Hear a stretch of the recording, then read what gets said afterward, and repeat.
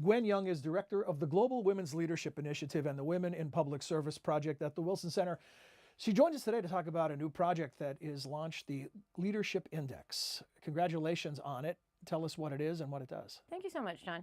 The Leadership Index is going to be the first comprehensive index that gives you a global snapshot of where women are in government across the globe.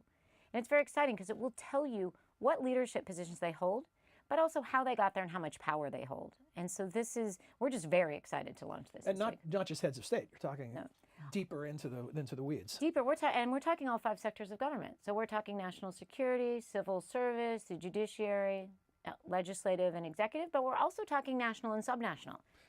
I'm sorry, go ahead. Go ahead. Yeah, just I was going to say, where are women mayors, where are women presidents, where are inspector generals, and where are the chief justices? Math isn't my specialty, so if I have the numbers wrong, correct me. 50 countries, 100 different indicators? Yeah. Is that, so give us some, you can't clearly cover all of the numbers, but give us some indication of where you looked and what type of indicators you've looked at. Yeah, so where we've looked, so we've taken a lot of our indicators from the UNDP GEPA project. It looked at gender equality in civil service. And we've taken some from an actor here in the United States called the Partnership for Public Service. We took a lot from some World Bank and some OECD and some ILO labor studies. There's other people like UN Women that will look at women in elected office, women in parliament. So we took them from other bodies that actually had the stats and had the figures. But, of these nearly 100 indicators, a lot of the indicators are things like the education level, full and part-time workforce participation. Are there protections against women? And those will come from other world value surveys and European Commission reports. So those of you watching will be able to visit the index by using the URL that appears on the screen. But you've had a chance to look at the data. What are some of the highlights? What are things that you're taking away from it?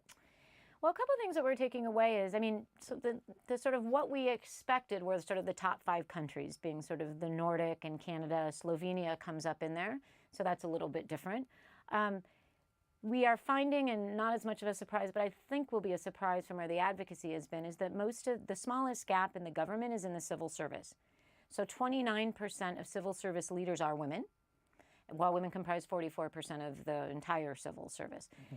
The other thing we're finding is that the pathway, sort of what type of jobs you had, what type of education, whether you have access to the public sector, has a direct impact on how much power you have once you have your position. So it's not as clearly linked as what position you get or what job you have, but it's how much power you have. And power can be measured by voting power, legislative veto power, and ability to introduce legislation, but it can also be by the perceptions of, are you strong, or what ministry do you sit in? So within a bureaucracy, often seniority, knowing the ropes, is part of your power, so to speak. Mm-hmm. And if women have been in the workforce for a shorter period of time, men may have a leg up on them in that regard. Absolutely. What are the trends in that area?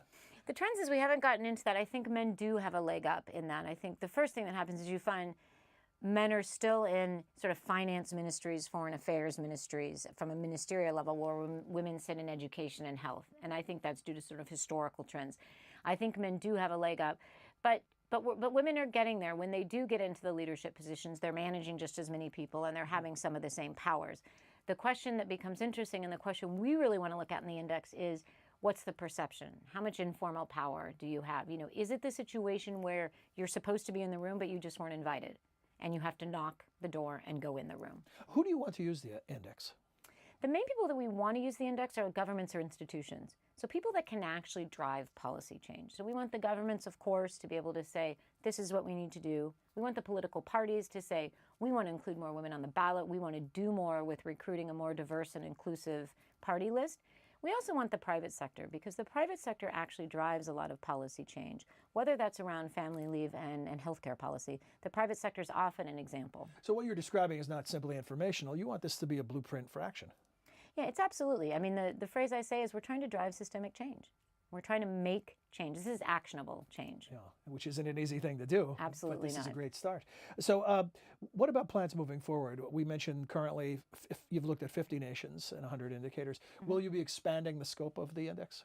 We will, and absolutely. Our goal is by next spring to have 196 countries. Our goal is also to increase the number of indicators, but not just for the indicator's sake. My goal is not to have 1,000 indicators. Sure.